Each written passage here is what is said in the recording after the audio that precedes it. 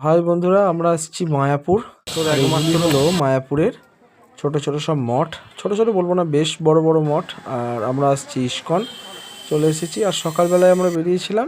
সকালবেলায় বেরিয়ে মোটামুটি 8:30 থেকে 9টার মধ্যে আমরা ঢুকে গেছি ইস্কনের মধ্যে বা ইস্কনের কাছাকাছি।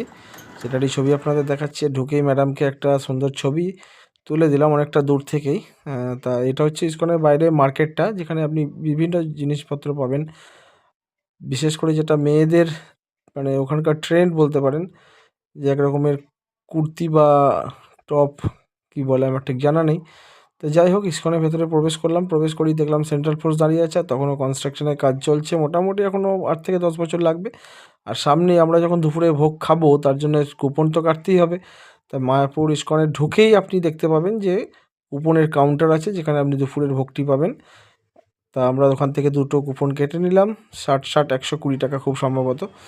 তারপর কিছু ফটো সেশন হলো। এটা হচ্ছে আমাদের প্রভুপাদের সমাধি মন্দির।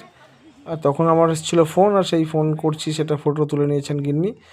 যাই হোক, এনাকে নিয়ে একটা ছবি তুলে দিলাম। আর এই হচ্ছে ইস্কনের একদম টপের ছবিটা।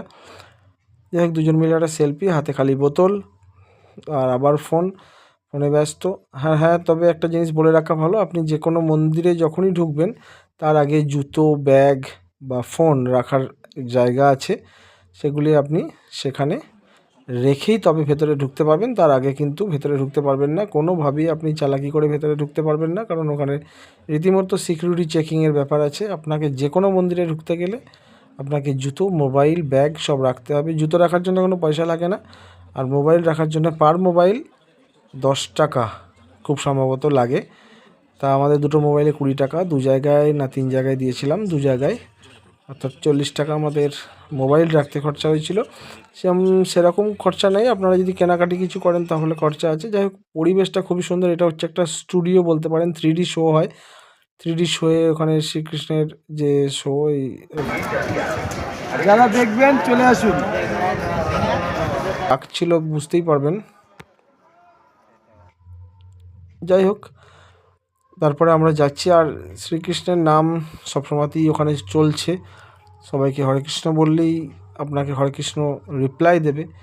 তারপরে আমরা একটু মার্কেটটা দেখলাম, ভেতরের যে মার্কেটটা আছে।